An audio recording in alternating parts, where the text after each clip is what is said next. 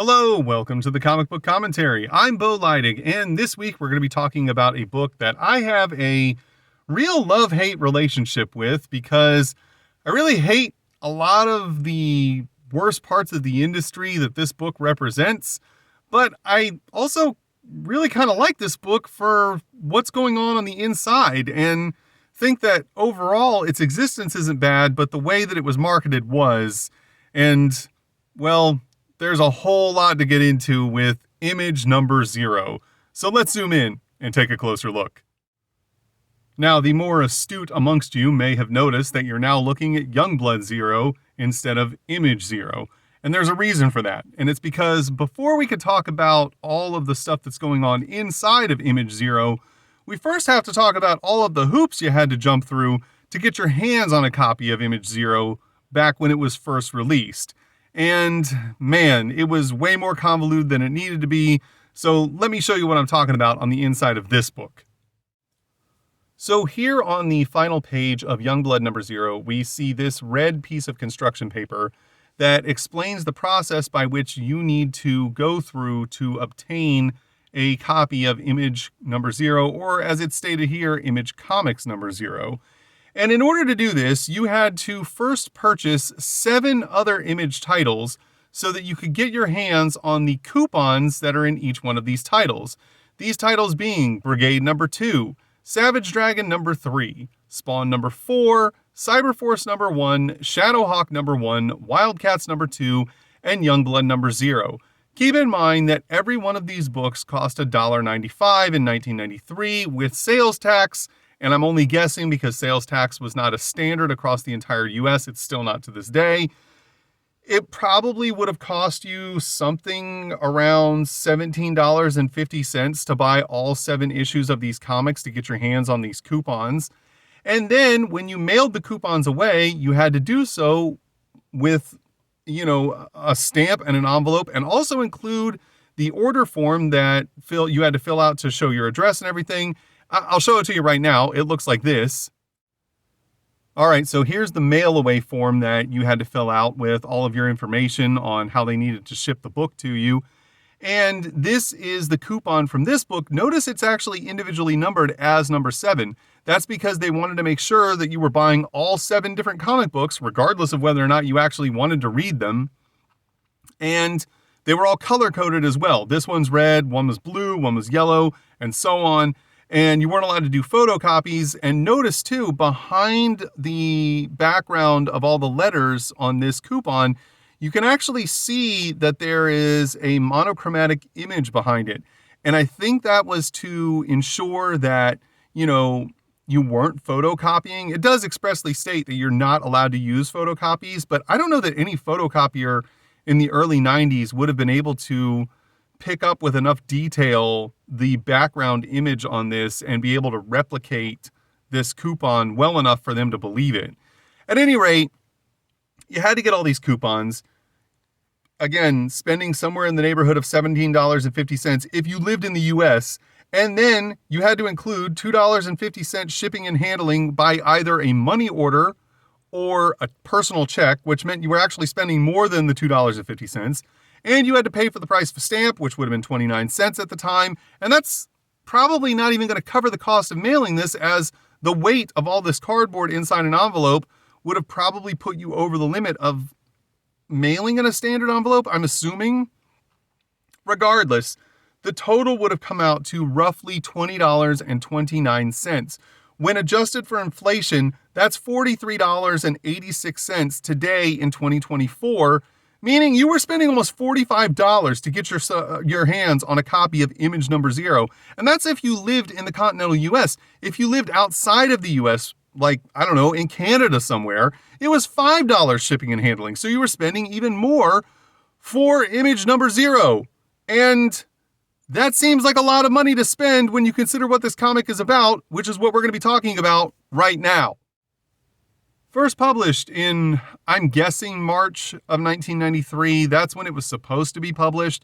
I don't know if they actually did get it published at that point.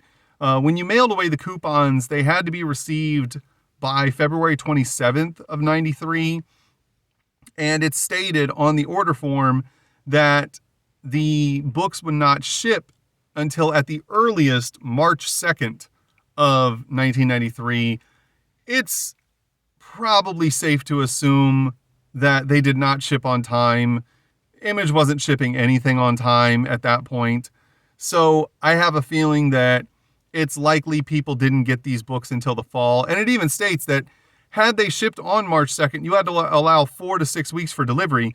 So in that case, you weren't going to get the book until April at the earliest if you were lucky. And let's face it, probably no one got their books at that point. But here we are, Image number 0, like 30 plus years later. And also, this is another big problem I have. So you'll see here on the cover, many of the Image characters are all featured, and they're all drawn by their respective creators, which is cool. What's not cool is the fact that of all of the characters that we see here featured on the front, the only ones who actually are featured inside of the book are Savage Dragon, Shadowhawk, and Stryker. Marlowe, Maul, Shaft, Mendoza, and Spawn don't appear on the interior of this book in any meaningful way. I mean, Spawn's the most popular character in all of Image, and he's not featured in this book.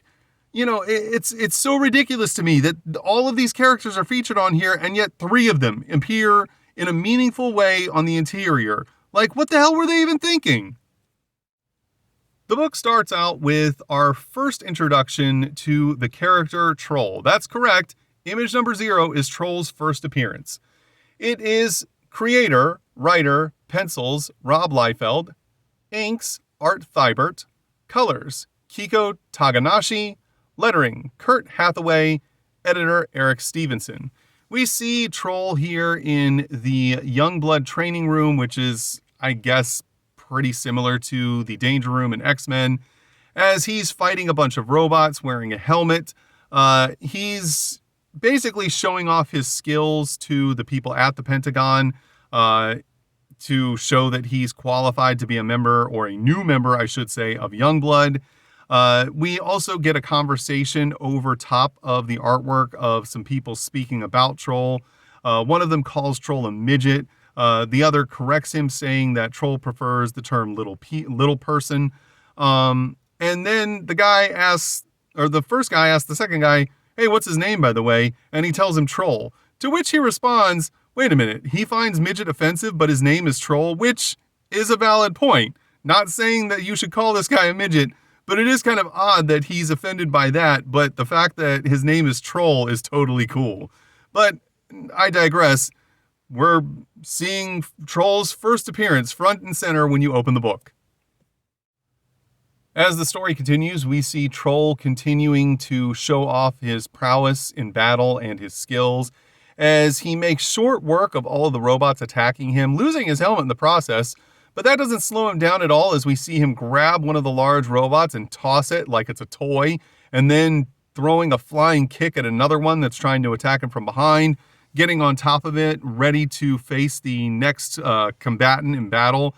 As the 2 men watching continued to speak about, their impressions of Troll, but also they're a little bit wary about new team members for Youngblood.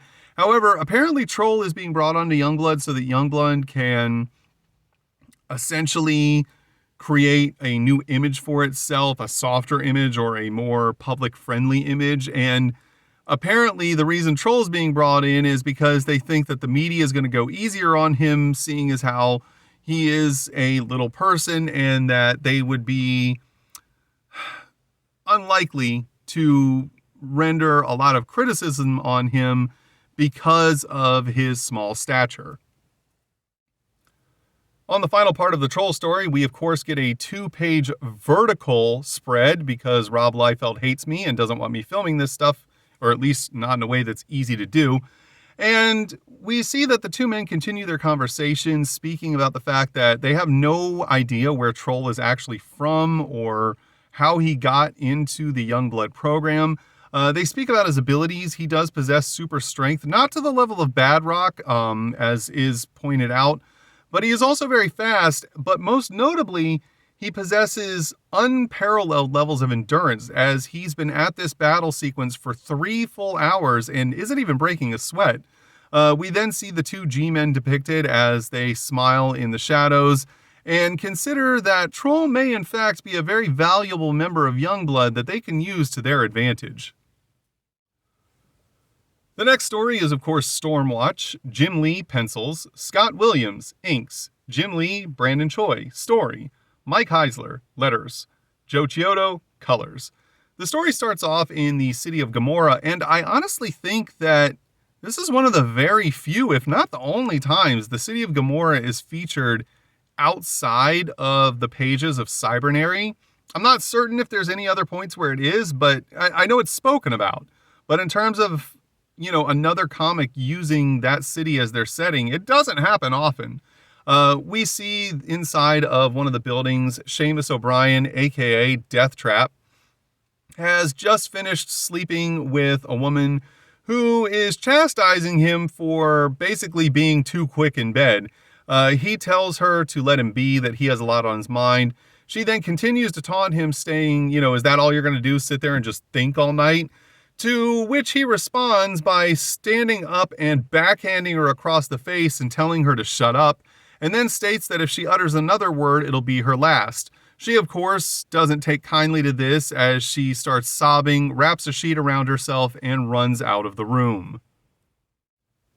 After the woman leaves, we see that Deathtrap approaches a large computer with multiple vid screens above it. I believe might be the first time he's ever featured not wearing his quote-unquote supervillain costume.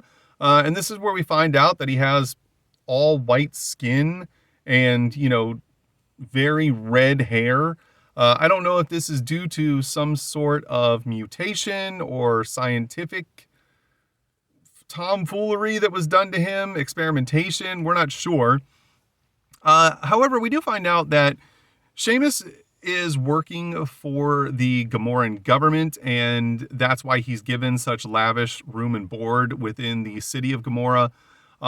He's also given access to all sorts of their highest level tech and cutting edge armaments to use on these missions.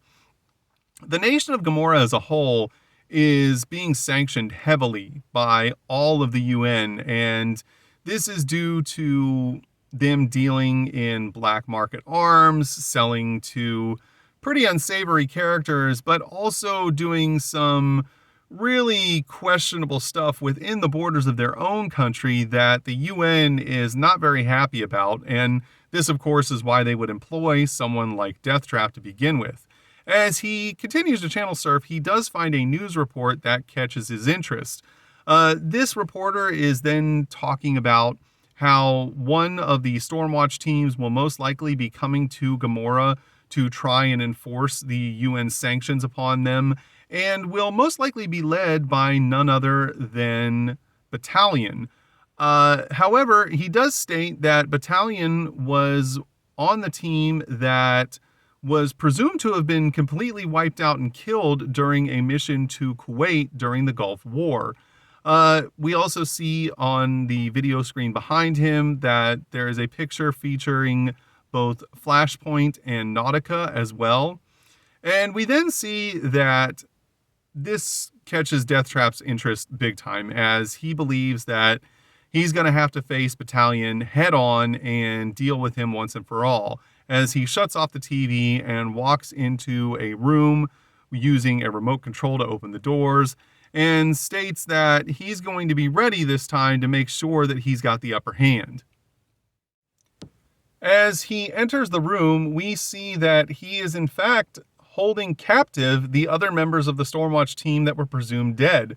Those members being Flashpoint, Nautica, and another member who was not featured on the news report, and I don't know if he was featured at all in any of the issues of Stormwatch that came out prior to this. I don't think he was.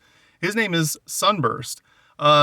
We see that Deathtrap puts on a synaptic scrambler, which is a torture device that allows him to inflict incomprehensible levels of pain without actually damaging a subject's body in any way.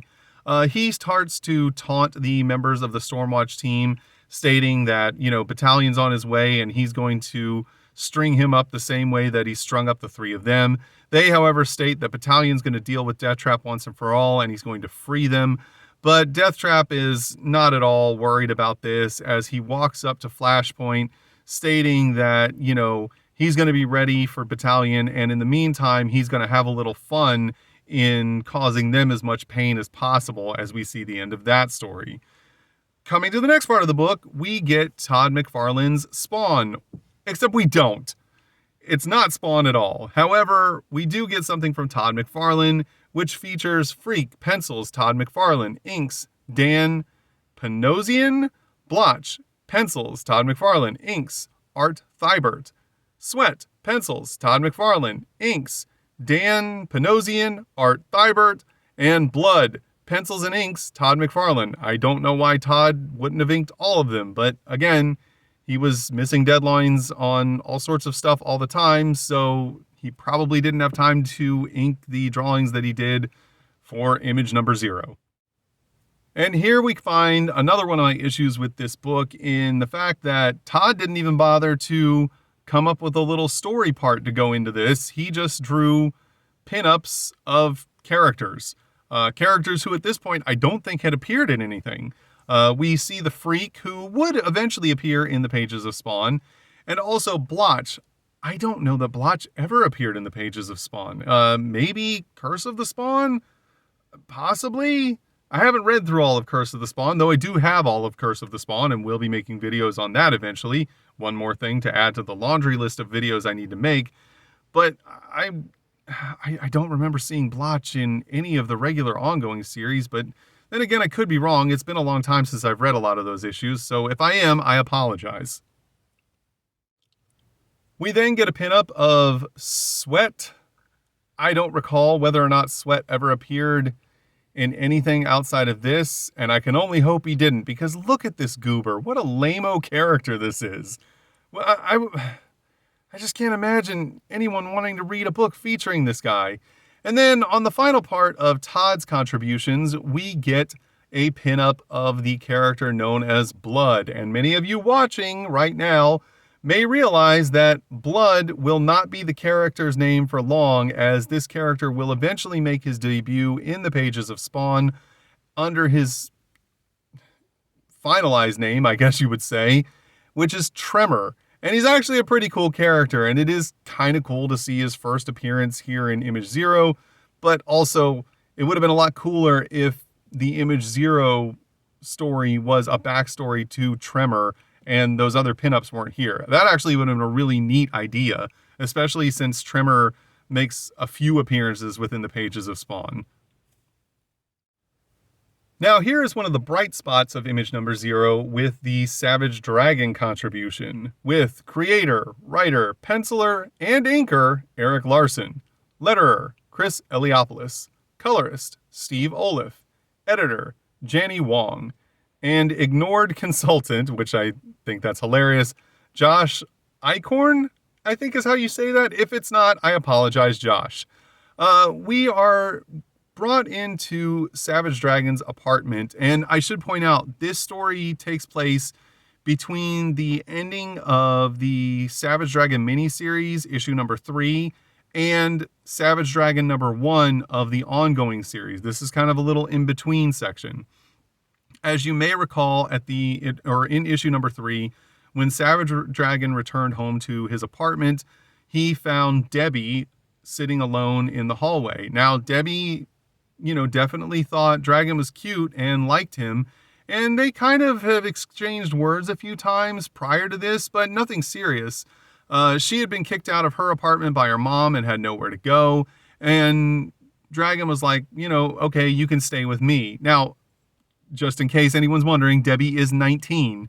They, of course, had a lovely evening and eventually just ended up sleeping together.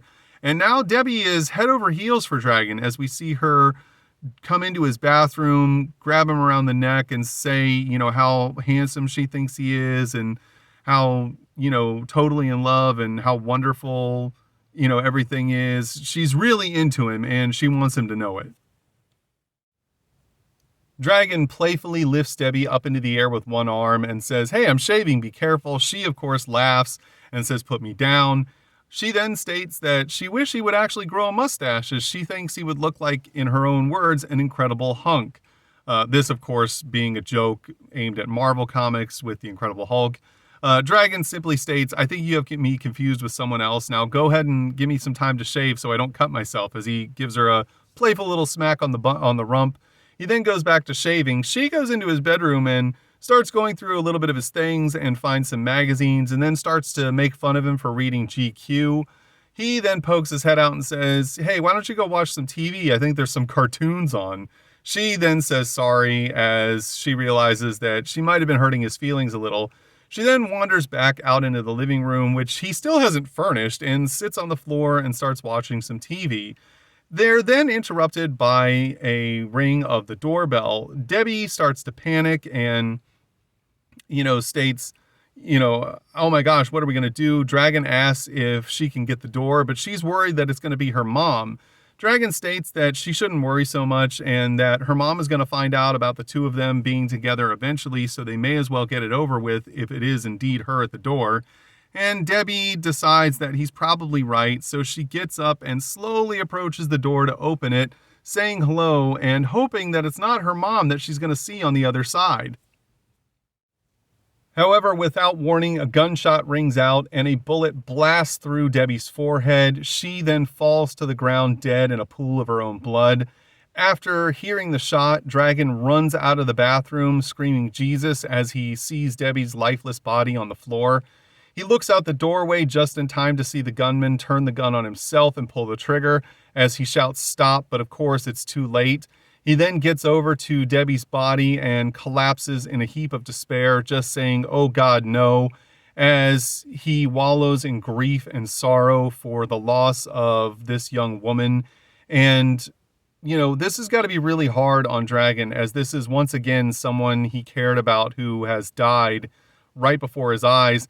And also the fact that had he been the one who opened the door, he would have been fine. We've seen prior to this that Dragon is in fact impervious to gunfire and that bullets just bounce right off of him. So he would have, taken the shot and then stopped the gunman in his tracks. Whereas Debbie, of course, was killed instantly and there was nothing he could do about it, to save her. And this is really just one of those instances where if he had played one thing different, she'd still be alive. So this is, of course, going to weigh on him heavily in the future. We then get to not Cyberforce, but Marc Silvestri. Yep, that's it. Silvestri, 93. Written by Marc Silvestri. Art by Marc Silvestri. Colors by Joe Chiodo. Letters, Mike Heisler. Color separations, in color. And again, this is not Cyberforce, it's just Silvestri, 93. The story starts off inside of a lab of some kind. We would assume it's basically just an assumption that we have to make based on the context. However, there's no backgrounds to let us know. And I understand that perhaps maybe this was an artistic choice to create some sort of an ambiance, but it also feels kind of lazy given that all we get are character drawings and just the most basics of, environmental drawings to kind of give us an idea of what's going on. The entire thing is narrated by the man on the table as he's being operated on, stating that, he may have been better off left in the jungle with the rest of his body as the doctors continue to stitch him back together. We see them bringing in cybernetic body parts to attach onto him as he wonders, exactly how all of this is going to work and endures the pain of having metal fused with flesh as the doctors continue to work diligently. And, for the fact that I did complain about there being no backgrounds, I gotta say the character artwork is actually pretty solid and I really like it a lot. The man on the table ponders how long he's been there. Is it been hours, months, weeks, years? He's not sure. He has no concept of time in the room. And then when they're finally finished, he gets up, standing taller than he used to be, and all of the men look on in awe, as of course it is in fact Stryker who they've been working on. And I do find this bit a little bit interesting simply for the fact that it does tell us that Stryker was injured in a horrific way, and that they actually rebuilt him as a cyborg versus what we saw Cyberdata doing in the actual Cyberforce miniseries, where they were just hunting down mutants and then turning them into cyborgs against their will. Now, again, this of course may have been against Stryker's will, but it wasn't like they hunted him down for this purpose. He was already working on some sort of official capacity and was injured in a near mortal way. And so he had to be, basically completely reassembled with a bunch of cybernetic implants. However, it seems as though they may not have needed to give him 3 arms to replace the one he lost. But then again, it's their choice to make because they're the ones calling the shots. We then get to the second really bright spot of this book, which is the Shadowhawk story known as Prey. It's written and penciled by Jim Valentino, inked by Christopher Ivey, lettered by Kurt Hathaway, and colored by Eric Vincent. The story starts off with Shadowhawk perched atop the side of a building. This is very common in what we've seen in the Shadowhawk comics from before. This is typically how he patrols the streets, as the whole thing is narrated by him, stating that he's keeping a watchful eye on the streets below. However, down in the subway, there is a woman trying to sleep with her child nestled underneath her with a blanket as she tries to protect her from the dangers of New York City's crime, as the two of them are homeless and have nowhere to go. The woman holds her daughter close, who is asleep, and then looks up to see that they're being approached by a man coming out of the shadows who has a very sinister look in his eyes. She pulls a knife, hoping to protect her daughter, as the man gets closer with a sinister smile, very evil look about him. She lunges forward and takes a swipe, trying to protect herself and, more importantly, her daughter. However, at this moment, her daughter wakes up, says "mommy," which is enough of a distraction for the man to pull his own knife and slit the woman's throat. She grabs her throat, blood gushing out, trying to stop the bleeding, panicking. Her daughter runs towards her, shouting "mommy." At this point, we see Shadowhawk jump in from above, slashing the man across the face with his fist, which is covered in claws and blades, and then taking no time to grab him by the hair and kick him in the small of the back, snapping his spine, as we've seen him do multiple times before in the comic, and paralyzing him from the waist down to prevent him from hurting anyone else in the future. Shadowhawk then stands over the now defeated and paralyzed man as he has neutralized the threat. He knows that he did the best he could, but when he turns and looks at the little girl who's holding her mother's lifeless body in her arms, tears streaming down her face, he realizes that it wasn't enough, and that despite his best efforts, he's still only one man, and he can't always be there to save the day, as he sees the girl holding her mother, and he knows that for them, this night is already lost. We then move to a editor's note where we get something that I find a little bit strange, where the letter ends saying that, we're going to be giving you our best in 1994, which leads me to believe that this book came out closer to the end of 1993 than it did the middle of 1993. Again, I don't know exactly when this shipped or when people really got their hands on it originally. I didn't get this back in the day. I got it from maybe a dollar box or perhaps a collection I bought. I honestly can't remember, but I know I definitely didn't get it back in 93. I probably got this much closer to within the last 5 years. Strangely enough, this is just odd that this is what they would have, been writing to you. No apologies about it being late. No apologies about when you were getting your hands on it. Just don't worry, 1994 is going to be great. That doesn't really help us in the present day when people spent the equivalent of what would be $45 today to get their hands on this book and then get it late on top of that. On the final page of the book, in the reverse inside cover, we get a 2-page spread ad for Image Comics, which you're assumedly already buying lots of if you got this book when it was first delivered. So I don't know why they would have needed to advertise this. Of course, they're not your dad's comics, and no, they're not, but still, who the hell was this ad for? Also, here's Velocity and Dane, because why not throw a couple more characters who didn't appear in this book on an advertisement? I don't know. Like, it just seems silly. Like, if you're going to put this out, like, maybe some kind of pull-out poster or something would have been a better use of this space than an ad for comic books that the people who are getting this book were clearly already buying. And that was Image number 0. As I stated at the beginning of the video, I have a real love-hate relationship with this book. I hate the fact that they made people jump through like 20 hoops and spend a lot of money to get their hands on these. At the very most, this book should have been a promotional thing that was just shipped out to comic book retailers all around the country and either given away for free or charged like $1 for, so that it could have generated interest in Image publications to prospective buyers.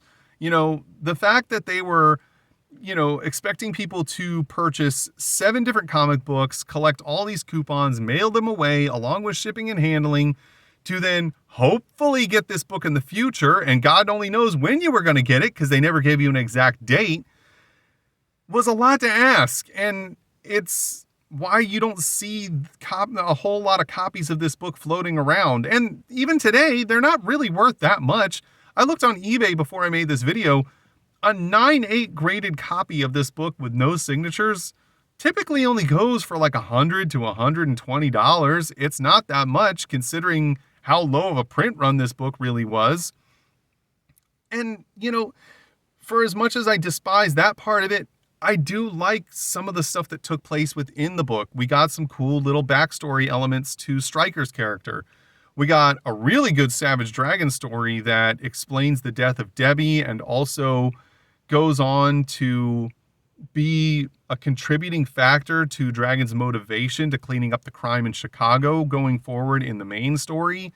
And also, we got a really cool Shadowhawk story as well that doesn't necessarily fit into the mainline story in any particular way, but it does a really good job of explaining that Shadowhawk is just a guy, and he's just one guy, and he doesn't have any superpowers. And while he is doing his best to try and fight the crime in New York City, he can't fight all of it alone, and he's not always there to save the day. And sometimes people still get hurt, and sometimes people still die despite his best efforts, which is a really cool, amount of drama to add into a comic book that you didn't always see in comics of that day. Like I said, it's this weird mix between, I hate the parts of the industry greed that this book represents, but I do really like some of the story elements that it brings along.